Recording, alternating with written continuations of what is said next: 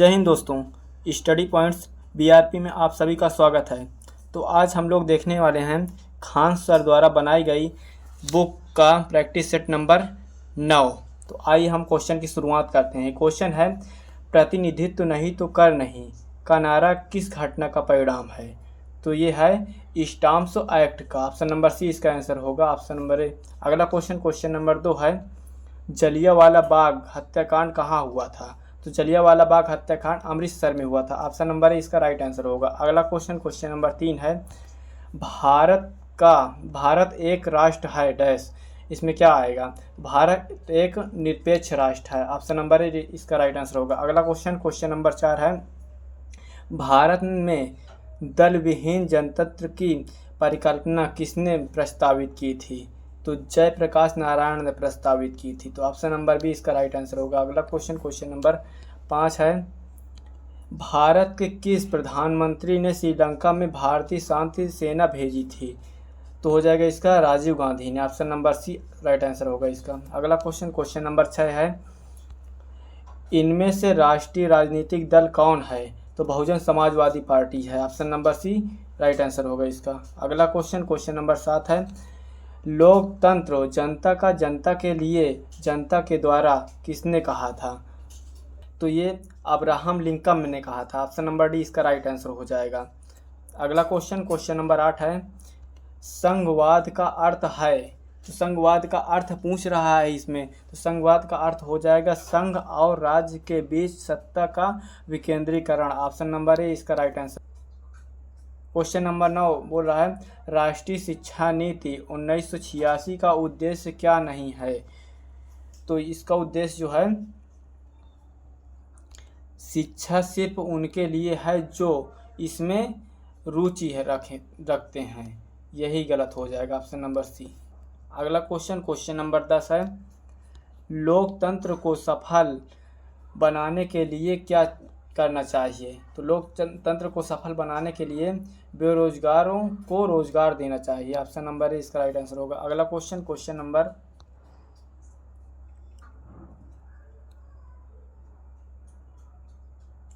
Number 11 है, नस्लवाद का अर्थ होता है। तो इसका नस्लवाद का अर्थ होता है रंग भेद। ऑप्शन नंबर ए इसका राइट आंसर होगा। क्वेश्चन नंबर 12 है, डॉक्टर भीमराव अंबेडकर निम्नलिखित में से किसके साथ संबंधित नहीं थे? तो इसका हो जाएगा सी नंबर, राज्य पुनर्गठन आयोग से। अगला क्वेश्चन नंबर 13 है, महिलाओं के मताधिकार से संबंधित मताधिकार आंदोलन किस देश ने चलाया था? तो इसका राइट आंसर हो जाएगा option number A, great Britain ने। अगला क्वेश्चन नंबर 14 है, राज्यसभा के सदस्य का कार्यकाल कितना होता है? तो इसका राइट आंसर हो जाएगा ऑप्शन नंबर सी, 6 वर्ष होता है। अगला क्वेश्चन नंबर 15 है, पंचायत समिति के सदस्य अक्सर वर्ष के लिए चुने जाते हैं। तो बी आंसर हो जाएगा, 5 वर्ष के लिए चुने जाते हैं। अगला क्वेश्चन नंबर 16 है, फ्रांस में आतंक का राज्य किसके शासनकाल को कहते हैं? तो ऑप्शन नंबर सी इसका राइट आंसर हो जाएगा, रॉबेस्पियर। अगला क्वेश्चन नंबर 17 है, गांधी इरविन समझौता पर हस्ताक्षर होने वाला वर्ष है? तो option number B right answer होगा, 1931 वर्ष है। अगला क्वेश्चन नंबर 31 है, इनमें से कौन सा देश द्वितीय विश्व युद्ध के दौरान धुरी राष्ट्र का सदस्य नहीं था? तो option number C right answer होगा, चीन नहीं था। अगला क्वेश्चन नंबर 19 है, इनमें से संयुक्त कौन राष्ट्र संघ का अंग नहीं है? तो इसका आंसर हो जाएगा डी, विश्व स्वास्थ्य संघ नहीं है। अगला क्वेश्चन नंबर 20 है, संयुक्त राष्ट्र का चार्टर कहाँ तैयार हुआ था? तो ऑप्शन नंबर ए हो जाएगा, सैन फ्रांसिस्को में। अगला क्वेश्चन नंबर 21 है, गांधी जी दक्षिण अफ्रीका से भारत कब लौटे थे?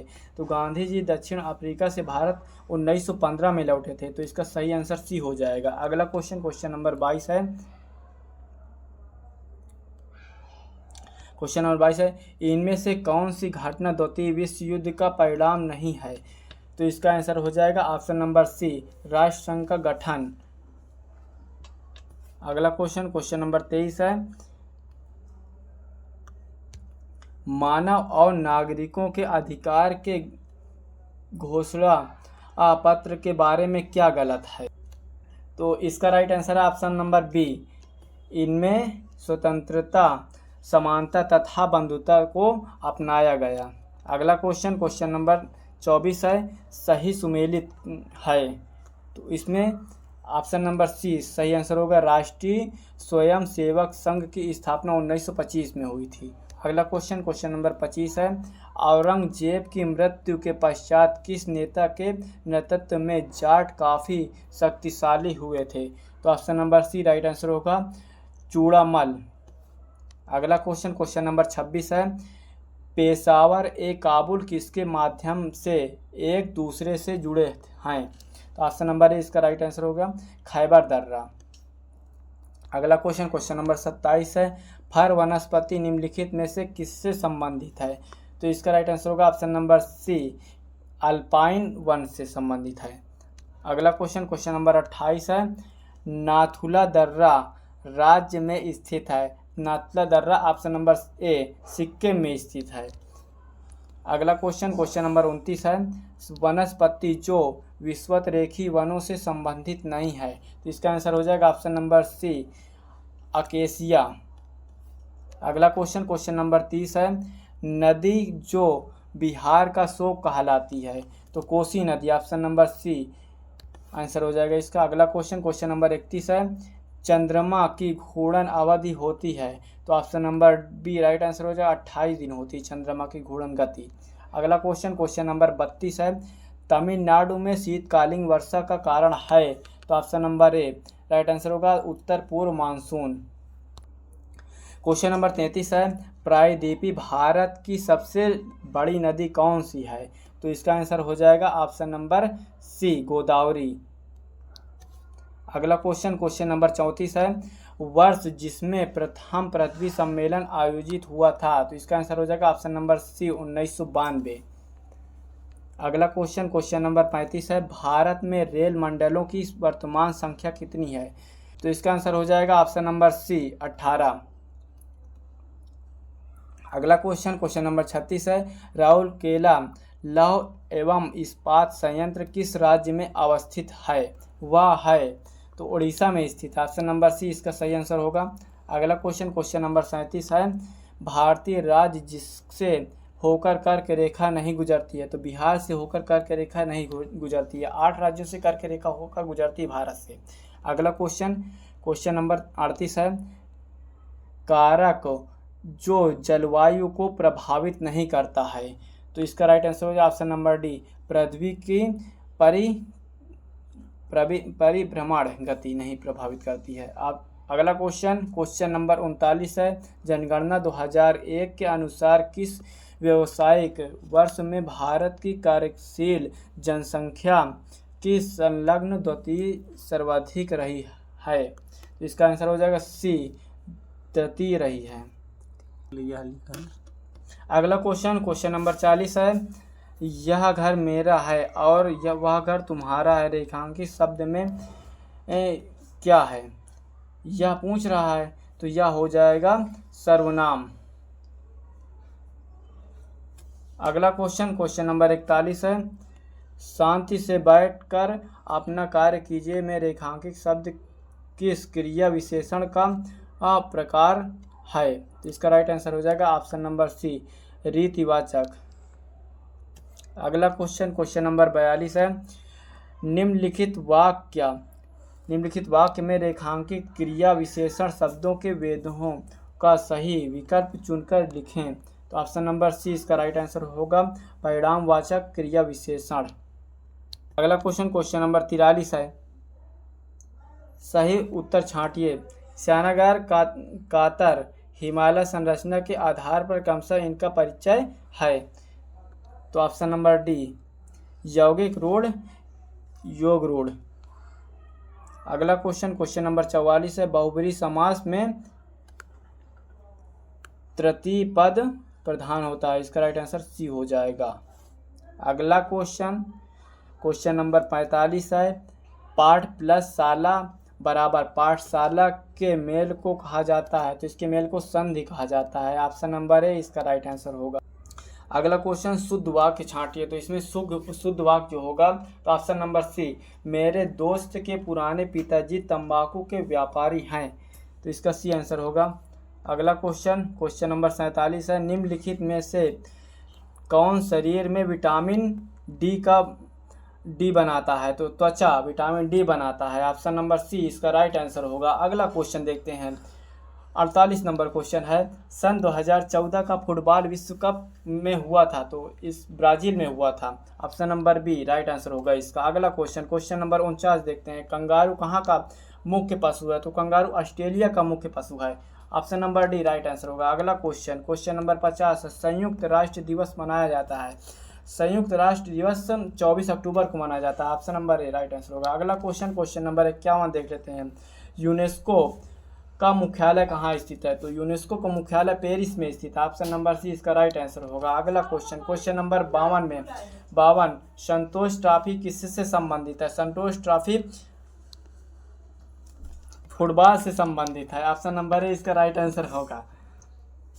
53 जय जवान जय किसान का नारा किसने दिया था, तो लाल बहादुर शास्त्री ने जय जवान जय किसान का नारा दिया था, इसका सही आंसर होगा ऑप्शन नंबर सी। अगला क्वेश्चन देख लेते हैं, क्वेश्चन नंबर 54 है, इंग्लिश का दिया हुआ है, fill in the blank by choosing the right option, neither New Year you nor Valentine Day dash दिया हुआ a national holiday in India, तो इसमें आ जाएगा ऑप्शन नंबर सी ईज आ जाएगा, इस पे ईज भर देंगे।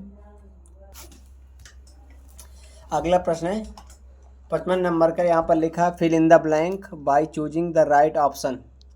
यहाँ पर पहले लिखा है either historical occasions or distinguished persons, फिर डैश डैश है, फिर लिखा है कमेमोरेटेड ऑन सेकुलर हॉलीडेज, तो यहाँ पर भरा क्या जाएगा, यहाँ पर दिया है पर्सन है, पर्सन के हिसाब से कि ना तो है जाएगा ना इज आएगा, यहाँ पर क्या आएगा आर आएगा, क्योंकि हैव नहीं आ सकता, क्योंकि यहाँ पर पैसिव वाइज बन रहा है, इसलिए आर ही आएगा। अगला प्रश्न है 56 नंबर का, यहाँ पर लिखा है choose the correct option to complete the following sentence. लिखा I bought all these books, मैंने ये सभी किताबें खरीदी, फिर लिखा डैश ओनली 700 में, तो यहाँ पर आएगा फार, क्योंकि केवल 700 में खरीदी, तो यहाँ पर आएगा option number D is correct answer, ठीक, फार आएगा। अगला प्रश्न 57 नंबर का, identify the word which is always used a singular. यहाँ पर बताना सिंगुलर कौन है। यहाँ पर स्पेक्ट्रल जो है वो होता है चश्मा, और सीजर मतलब क्योंकि जो ये सब दिए हैं बी और सी, ये सब दो के फॉर्म में रहती हैं, और केवल ये क्या है, ये एक बीमारी का नाम है मीजल्स, तो इसलिए सिंगुलर कौन है, option number C is correct answer, ठीक। अगला प्रश्न है 58 नंबर का, यहाँ पर लिखा the young one of a goat is kid and that of a hen is, तो इसका जो सही उत्तर होगा वो ऑप्शन नंबर होगा बी, क्या, चीक, ठीक। अगला प्रश्न है 59 नंबर का, क्या लिखा है, in the following sentence one word is underlined, choose the word which means most nearly the same as the underlined word. अब यहाँ पर लिखा है he did not know that Raman was a treacherous friend. Treacherous friend मतलब यहाँ पर देखो यहाँ पर लिखा फॉल्स एंड डिसलॉयल, यानी इसका मतलब होता है, यहाँ पर हमको सेम मीनिंग बताना है, नियरली बाई, तो इसका मतलब होता है कि जो क्या हो, लॉयल ना हो, उसे ही कहते हैं ट्रेंचरस, तो इसका option number D is correct answer होगा, ठीक। अगला प्रश्न 60 नंबर का, यहाँ पर लिखा हो which one of the following pairs is incorrect. इसमें बताना है कौन सा पेयर जो है इनकरेक्ट है, तो पहला रोस्टर हेन, फिर लिखा है पैट्रियच और फिर मैट्रियच, फिर लिखा स्टैग हेन, फिर लास्ट में लिखा डी बोर एंड डैम, तो इसका जो सही उत्तर होगा जो वो होगा option number D is correct answer, ठीक, ये मिलाप नहीं है। अगला प्रश्न है 61 नंबर का, भारत में खरीफ फसल का मौसम होता है कौन, खरीफ फसल जो होती है जो धान वाली है, तो अब धान अब लगाया जाता है, अभी लगाया जा रहा है, तो इसका मतलब ये जुलाई है, तो जुलाई से ऑप्शन नंबर इसका डी करेक्ट आंसर हो जाएगा, जुलाई से अक्टूबर। ठीक, अगला प्रश्न है, जैव मंडल में रासायनिक पोषकों का चक्रण होता है क्या? ऑप्शन ए है जल द्वारा, बी वायु द्वारा, और सी भूमि द्वारा, और डी है इन सभी के द्वारा।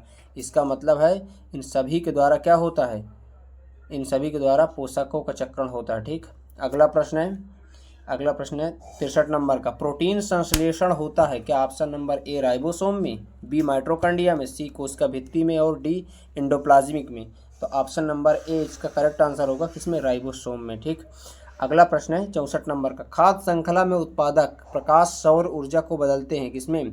इसका जो सही उत्तर होगा ऑप्शन नंबर डी रासायनिक ऊर्जा में। ठीक, अगला प्रश्न है 65 नंबर का, 2,4-D लिखा, 2,4-D क्या है? एक खरपतवार नाशक है, बी चूहा नाशक है, सी रासायनिक खाद है, और डी नई किस्म की बीज है। तो इसका जो सही उत्तर होगा वो होगा ऑप्शन नंबर ए, क्या होगा? एक खरपतवार नाशक है। ठीक, अगला प्रश्न है 66 नंबर का, पुनरुद्भवन की विशेष क्षमता पाई जाती है किसमें? ए मोलस्का में, बी पारीफेरा में, टी कार्डेटा में, और डी इकाइनोमेटा में। तो इसका जो सही उत्तर होगा ऑप्शन नंबर बी का होगा, पारीफेरा में। ठीक, अगला प्रश्न है 67 नंबर का, आहार श्रृंखला में मौजूद मेढक, टिड्डा, घास और सांप में यदि घास प्रथम पोषी स्तर पर हो तो तृतीय पोषी स्तर पर कौन होगा? ऑप्शन नंबर ए मेढक, बी है सांप, और सी है टिड्डा, और डी है दोनों मेढक और सांप। तो इसका सही उत्तर होगा ऑप्शन नंबर होगा बी, क्योंकि मेढक जो है वो सांप जो है मेढक को भी खा लेता है, इसलिए तो वो तीसरे स्तर पर पहुंच जाएगा। Option number B correct answer होगा। ठीक, और मेढक जो टिड्डा खा लेता है तो दूसरे स्तर पर हो जाएगा। अगला प्रश्न है 68 नंबर का, दिसंबर 1984 में घटी भोपाल गैस दुर्घटना में किस जहरीली गैस का रिसाव हुआ था? तो इसका ऑप्शन नंबर जो होगा वो होगा क्या? B option, methyl isocyanide. ठीक, 69 नंबर का प्रश्न है, एक खाद्य श्रृंखला के कुछ ही चरण होते हैं क्योंकि हर चरण पर ऊर्जा क्या होती है? घटती है, बढ़ती है, पहले घटती है फिर बढ़ती है। इसका ऑप्शन नंबर क्या है? ए करेक्ट आंसर होगा, घटती है। ठीक ना, अगला प्रश्न 70 नंबर का, कैक्टस में पाए जाने वाले अनुकूलन क्या हैं? ए पर्णशूल एवं पर्णस्तंभ, बी है पर्णप्रतान एवं पर्णपूर्व, और सी है पर्णपर्व एवं पर्णशूल, और डी है पर्णशूल एवं पर्णप्रतान। तो इसका ऑप्शन नंबर क्या? Option number C correct answer हो जाएगा, पर्णपर्व एवं पर्णशूल। ठीक, अगला प्रश्न है 71 नंबर का, आपतन कोण इकानेक बीज पूछ रहा है, किसके बीच का कोण होता है? ठीक, तो इसका option number C correct answer होगा, सतह पर अभिलंब तथा आपतित किरण के बीच में क्या होता है? आपतन कोण मतलब जैसे ये प्रकाश की किरण आई, ये आपतित किरण हुई तो ये होगा अभिलंब, तो इसके बीच का जो है ये है आपतन कोण। ठीक, ये वाला। अगला प्रश्न है 72 नंबर का, प्रत्यावर्ती धारा में क्या होती है? विद्युत धारा का मान नियत रहता है, बी सिर्फ धारा की दिशा बदलती है, यहाँ पर थोड़ा कम समझ में आ रहा है, इसका सी लिखा धारा की दिशा और धारा का मान दोनों बदलते हैं, और डी लिखा धारा की दिशा और धारा का मान दोनों समान रहते हैं। इसका ऑप्शन नंबर सी हो जाएगा। ठीक, थोड़ा काम चला लें, इसका थोड़ा सा क्या है ब्लर है। अगला प्रश्न है, मैनेज करना इसको, 73 नंबर का, विभिन्न रंगों के समूह को क्या कहते हैं? क्या कहते हैं? वर्णपट्टी कहा जाता है। क्या लिखा? वर्णपट्टी कहा जाता है। अगला प्रश्न 74 नंबर का, दिए गए ग्राफ से त्वरण का मान क्या है? यहाँ पर ग्राफ दिया नहीं है, यहाँ पर ग्राफ देना चाहिए उसको। तो क्या है? दिए गए ग्राफ से त्वरण का मान कैसा है? तो यहाँ पर ग्राफ दिया नहीं, इसे बता नहीं सकते। ठीक है, इसका आंसर अभी नहीं बताया जा सकता। अगला प्रश्न 75 नंबर का, अश्व यदि एकाएक चलना प्रारंभ कर दे तो अश्वरोही के पीछे की तरफ गिरने की आशंका का कारण है क्या? विश्राम का जड़त्व। ऑप्शन नंबर इसका सी करेक्ट आंसर होगा। ठीक, अगला प्रश्न 76 नंबर का, लिखा है किसी प्रतिरोध में प्रवाहित होने वाली विद्युत धारा के कारण उत्पन्न ऊष्मा क्या कहलाती है? ऑप्शन नंबर इसका ए करेक्ट आंसर होगा, विद्युत धारा के वर्ग के समानुपाती होती है। ठीक ना, ऑप्शन नंबर ए इसका करेक्ट आंसर होगा।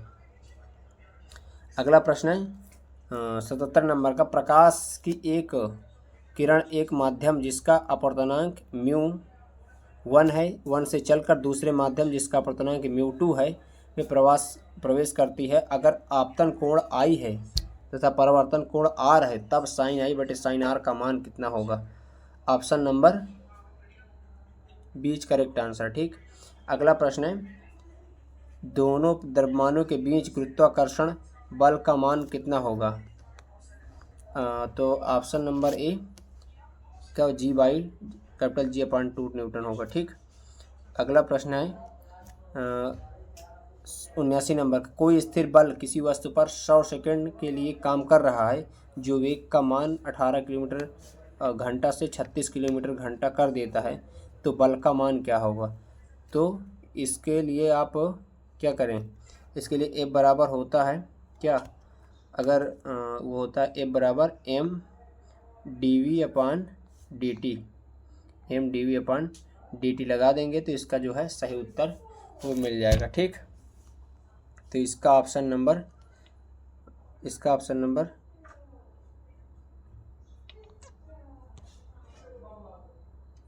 डी इज करेक्ट आंसर होगा, 0.25 न्यूटन। ठीक। अगला प्रश्न है, लिखा है 80 नंबर का है, जब दो समांतर तारों से एक ही दिशा में विद्युत प्रवाहित हो तो क्या होगा? वे एक दूसरे को आकर्षित करेंगे। Option number A correct answer होगा। अगला प्रश्न 81 नंबर का, यदि किसी द्विघात समीकरण के मूलों का योग एवं गुणनफल क्रमशः 6 और 3 है तो समीकरण कैसे बनेगा? तो समीकरण अगर बनाए तो यहाँ पर होगा x² माइनस कोष्टक के अंदर होगा अल्फ़ा प्लस बीटा x और प्लस अल्फ़ा इंटू बीटा बराबर 0। तो यहाँ पर इसका मान कितना दिया है? इसका दिया है 6 और ये मान दिया है 3, तो यहाँ पर रख देंगे तो x² और माइनस 6x प्लस 3, इसका option number A correct answer होगा। अगला प्रश्न है 82 नंबर का, इनमें से किस परिमेय संख्या को सतत दशमलव के रूप में व्यक्त किया जा सकता है? तो कौन सी संख्या है? Option number A is correct answer, 124/165। ठीक। अगला प्रश्न 83 नंबर का, इसको देखो हल करते हैं। यहाँ पर इसको हल करते हैं। यहाँ पर लिखा रूट, यहाँ पर देख लेना तो जो ब्लर है वो लिखा है ऐसे 25/144 बराबर है 1 + x/12। ठीक। तो इसको हल करेंगे तो यहाँ पर एलसीएम ले लेंगे तो इसके तो हो जाएगा 144 + 25/144। तो 144 से 25 जोड़ेगा तो आएगा कितना? 169। 169 क्या होगा? 169/144 बराबर 1 + x/12। तो 169 हो जाएगा वो 13/12 बनेगा। अब बराबर 1 + x/12, 1 को इस पार लाएंगे तो हो जाएगा 13/12 माइनस 1, 12 से उधर जाएगा तो ये हो जाएगा 1/12 बराबर x/12। तो यहाँ से 12 कैंसिल आएगा, x बराबर आएगा 1। ठीक। तो इसका ऑप्शन नंबर ए जो होगा वो करेक्ट आंसर होगा। अगला प्रश्न है 84 नंबर का, यदि एक वृत्त के त्रिज्यखंड की त्रिज्या r है और वह वृत्त के केंद्र पर, यहाँ पर समझ में कम आ रहा है, वृत्त के केंद्र पर थीटा x का कोण बनाता है तो त्रिज्यखंड का क्षेत्रफल कितना होगा? तो आप यहाँ पर देखते हैं और क्या ऑप्शन है। ऑप्शन नंबर ए है x/180/2πr, बी है x/360/2πr और सी है x/180 × πr² और डी है x/360/r²। तो इसका ऑप्शन नंबर जो डी होगा वो करेक्ट आंसर होगा। ठीक ना, ये ऑप्शन करेक्ट होगा। अगला प्रश्न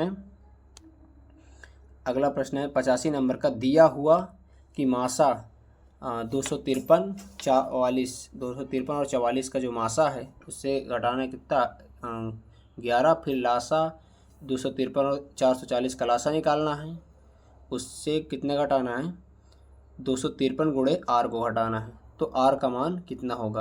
तो आप इसको हल करोगे तो इसका सही उत्तर होगा वो ऑप्शन नंबर 20 का करेक्ट हो जाएगा, 40 आएगा। ठीक। अगला प्रश्न है 86 नंबर का, एक वृत्त की जीवा केंद्र पर 45 डिग्री का कोण बनाती है, यदि वृत्त की त्रिज्या की लंबाई 28 सेंटीमीटर हो तो लघुखंड का क्षेत्रफल कितना होगा? तो इसको देखिए, इसको हल कैसे करे जाएगा।